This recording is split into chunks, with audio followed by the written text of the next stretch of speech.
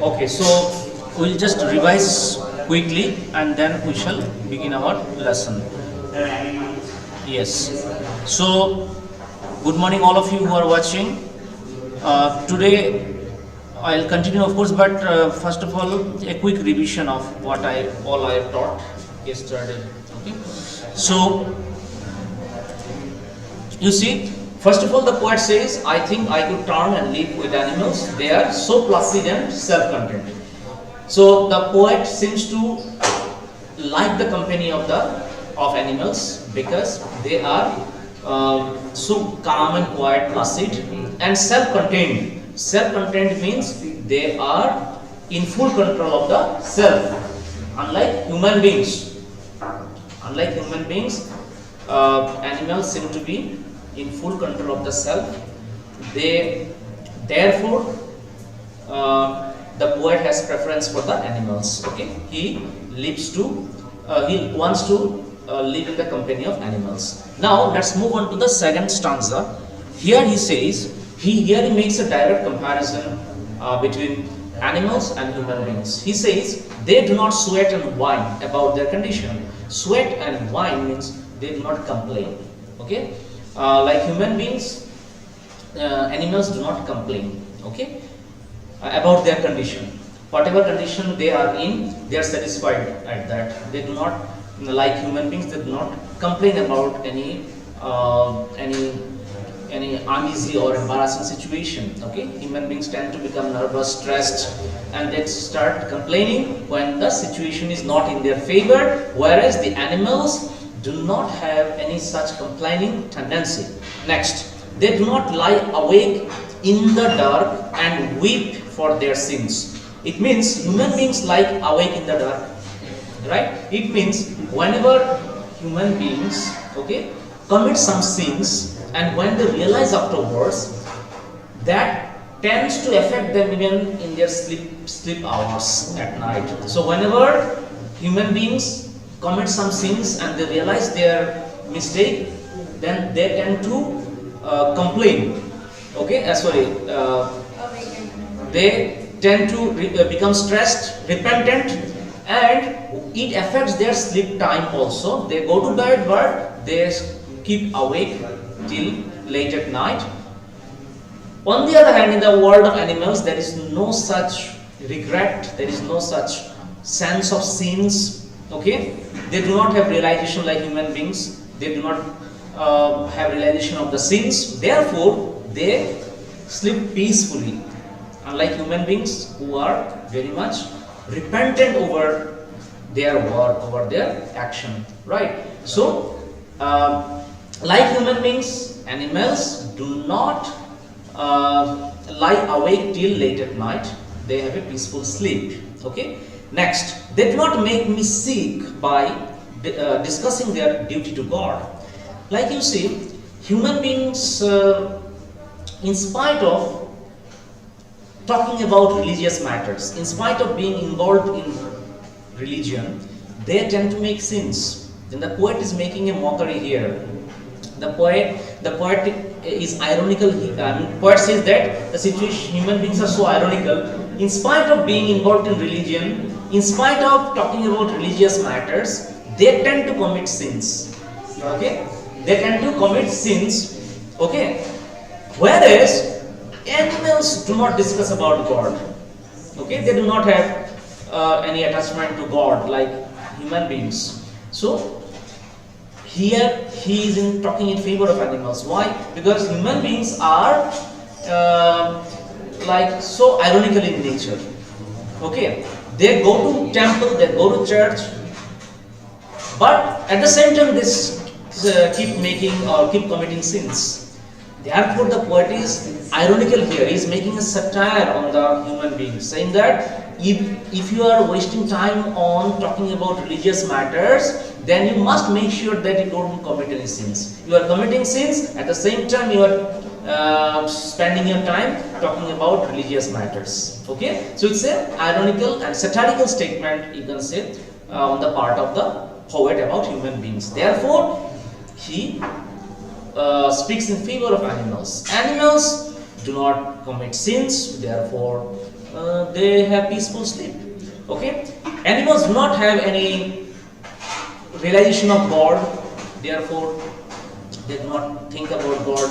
Okay, anyway, so let us summarize it quickly. The poet means to say that in spite of doing sins, human beings talk about God and scriptures. On the other hand, animals being so innocent, they do not need to turn to God for confession or asking forgiveness. Okay, so and moreover, animals do not complain, whereas human beings do. Okay, so these are some of the comparisons. Now let's move on to stanza 3 for more comparison. You see, stanza 3 more comparison. Okay, so no one is dissatisfied, not one is demented with the mania of owning things. It means here in this stanza, he started with animals, is comparing human beings in the context of the animals. Okay, so no one here refers to no animal. Okay, so no animal is dissatisfied, no one is demented. Demented means crazy with the mania of owning things. Means animals, number one, are not dissatisfied like human beings. They always remain satisfied and peaceful, and they do not have craze like human beings to own more and more things. Like they say, ball poem, when I explained X, I told you, no? Human beings have a desire of owning more and more things. They are materialistic in nature, whereas animals are not materialistic in nature. They do not have craze for owning more and more things. That is why he's saying this is equated with mania. Actually, human beings, mania means it's a negative habit. Actually, you can say it's a negative habit. If you tend to do something on a regular basis, that becomes a part of your habit. So that is mania in negative sense actually. Okay, so human beings' desire of owning things have been equated with mania. Human beings have the mania of owning more and more things, which animals do not have, because they are not ambitious like human beings. Animals are very much simple in nature, innocent in nature, and they are not ambitious like human beings. Therefore, they are not crazy for things, owning things like human beings. Okay. Next, no one kneels to another, nor to his kind that lived thousands of years ago. It means no animal, like first of all, let me explain the situation in human world. Like human beings, what happens? They have hierarchical sense, like in office, like in an organization. Okay, there are some hierarchy, like boss, immediate lord. Okay, next to boss is assistant boss. Then likewise, there are hierarchy. There is a hierarchy in human society, and a person belonging to a lower hierarchy tends to show respect to the person belonging to higher hierarchy, right?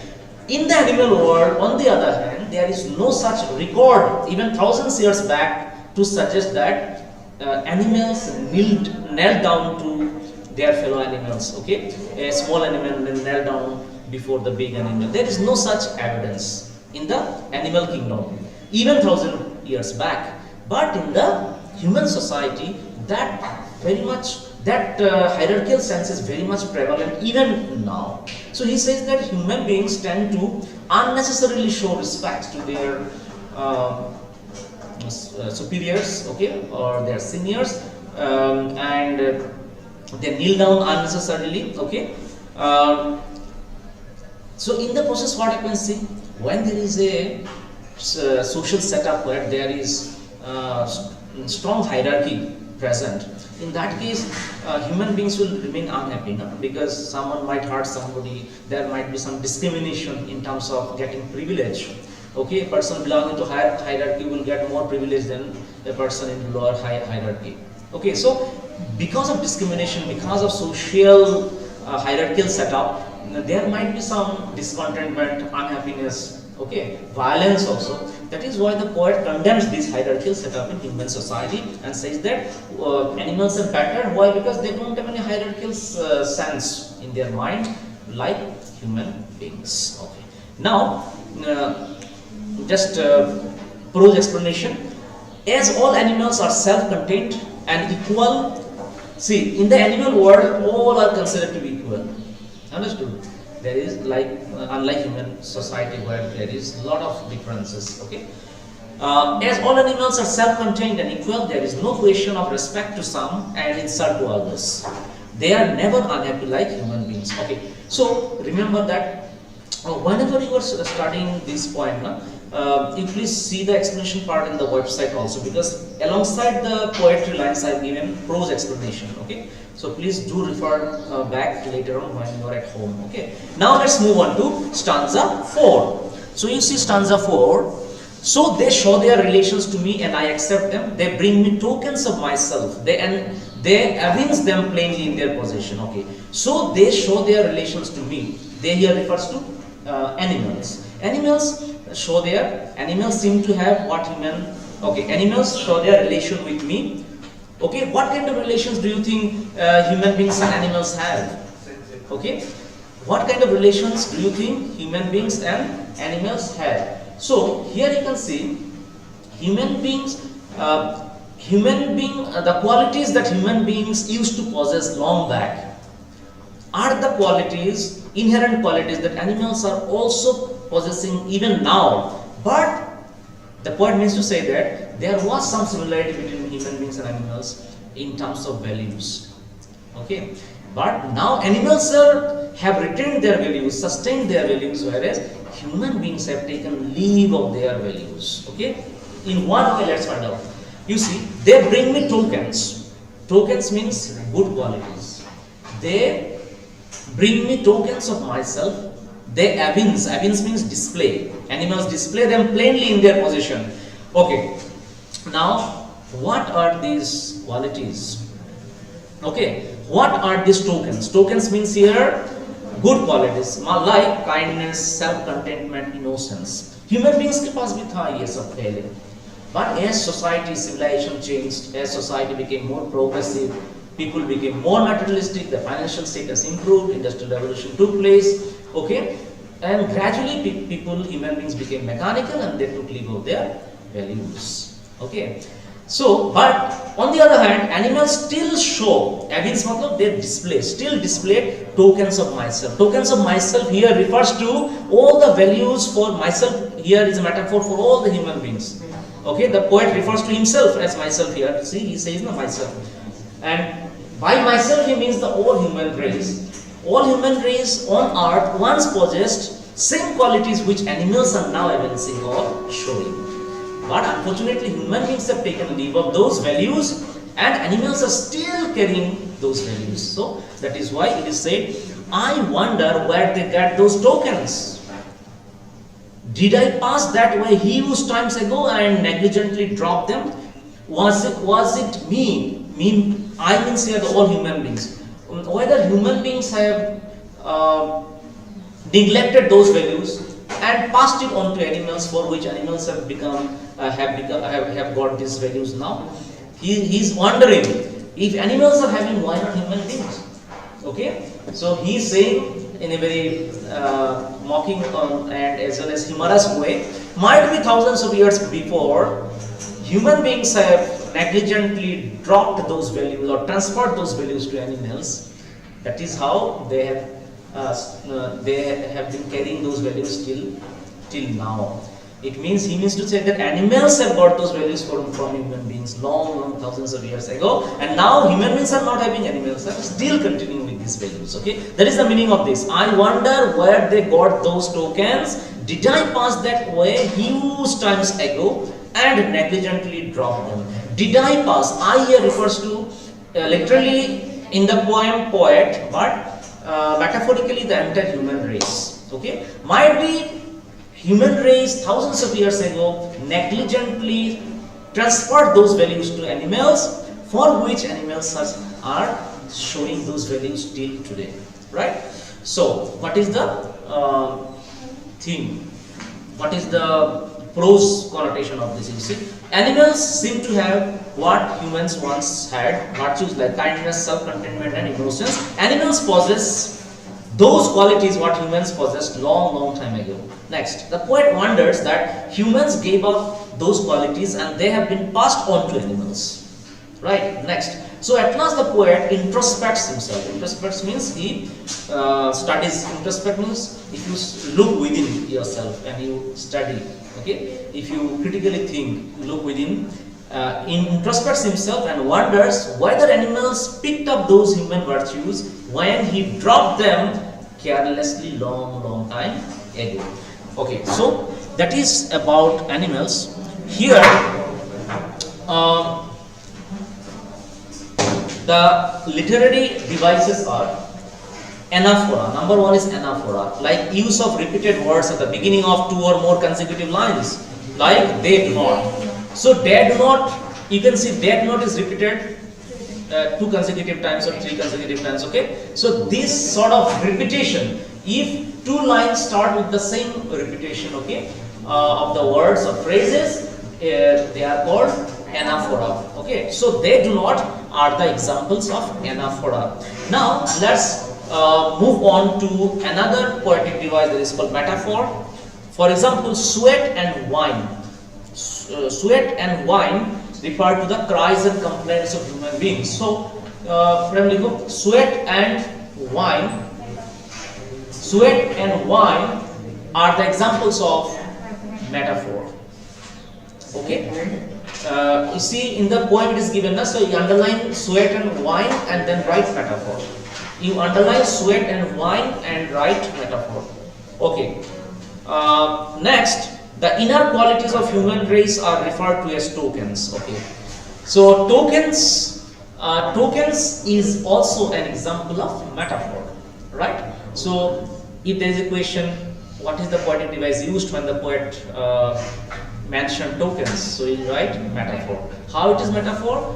Because the tokens refers to here as the inner qualities of human beings. So as the inner qualities of human beings like kindness, peace, self-containment are compared with tokens, therefore it's a metaphor, implicit comparison. Okay. Now let's move on to another figure of speech or literary device which is called repetition. So here you can say they do not sweat. Then no, they do not sweat is the example of repetition. And not one is dissatisfied. Not one is dissatisfied. These 2 lines you underline. They do not sweat, and some other point of time you see not one is dissatisfied. Both are considered to be a repetition here. And next is alliteration. So can you find out some instances of alliteration from the poem? They did not make me sick. Yes, make me. So mm. Okay. Likewise, do you find any other words which start with the same consonant sound? Hmm? Those two. No. Because when th है ना, th मतलब ऐसा होना चाहिए जैसे I wonder where.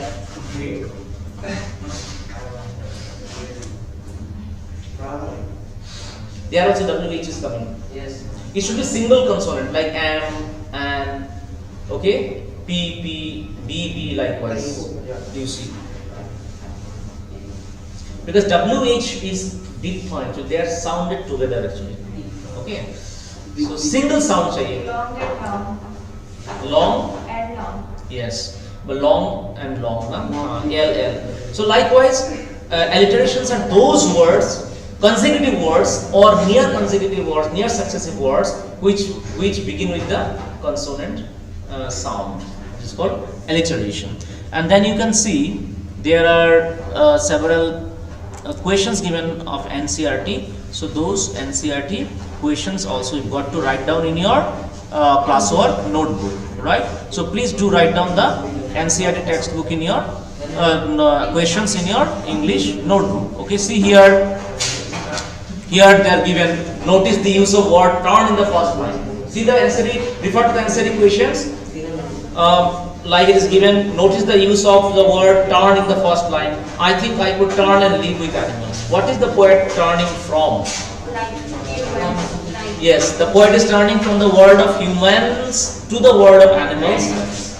So, what is the reason? The poet tells us that he feels more comfortable in the company of animals than humans, whom he finds complicated and false. Why false? Because in spite of following religions, they tend to commit sins and then regret. Understood? In spite of appearing to be religious, in reality they are not religious in nature. They do not adopt the principles of religion, even though they follow religion blindly. That is why they are false. Next you see, mention any three things that humans do and animals do not. Okay. So humans complain about their condition, whereas animals do not. Yes, so this will come in single point. Like human beings complain about their condition, whereas animals do not. Second condition, humans weep for their sins, whereas animals do not. They are not troubled by any sense of guilt.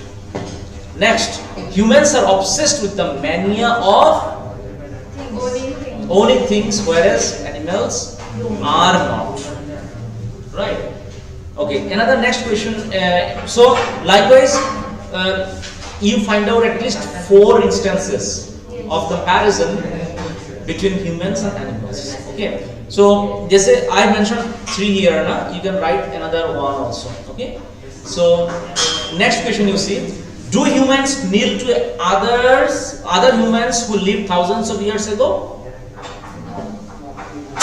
Humans kneel to other humans who lived thousands of years ago, and not animals actually. Humans did kneel, no? Because they have hierarchical sense. So there could be some ancestor saints or other preachers whom they follow religiously.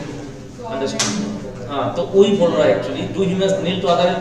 Because just for example, if you are still following some religious saints, like for example Guru Nanak Ji, or likewise, I'm talking about dead, okay, who passed away. Okay, so they said Gautam Buddha is there. Okay, so people still follow them. Understood? See, wait. There are some followers of God. Like for example, not followers exactly, they are called incarnations. Like Guru Nanak Ji, Gautam Buddha. They lived in this world like human beings, like us. Yet they were different from us because they were the incarnations of the Almighty God. Okay, they were sent like Swami Vivekananda or Sri Ramakrishna Paramahansa. They were the incarnations of God actually. They were like us only, living like us. They also suffered a lot. They had also diseases. They had also poverty. They went to the same experiences that ordinary human beings go through. But as they were the incarnation of God, they had strength enough, resilience enough in them to tolerate all these challenges of life. Okay, so they are called incarnations. So here in these questions, the question is, those who lived hundreds and thousands of years ago, they are the incarnation actually. Like Gautam Buddha, you can say, like Guru Nanak Ji. So there are still many followers. Jesus Christ is a living example. Jesus Christ. Okay, he is also the incarnation of God, but he was born like human beings to spread the religion and to reduce the suffering of human world. So they are the incarnations of God. Understood? So those who were born as incarnation of God, we still as human beings still pay our respect to them. Understood? That is why do humans kneel to other humans who lived thousands of years ago? Yes, we do. Okay. Next you see, what are the tokens that the poet says he may have dropped long ago? So token according to the poet is the good qualities of human beings. Here the poet feels that nowadays good qualities do not exist in humanity. Okay, they have lost or taken leave of all the good qualities. Okay, therefore the poet has made a satire on human beings by using the word tokens, and as a literary device, tokens is a metaphor. Okay, so that's it, dear students. We'll start with new lessons in our next class.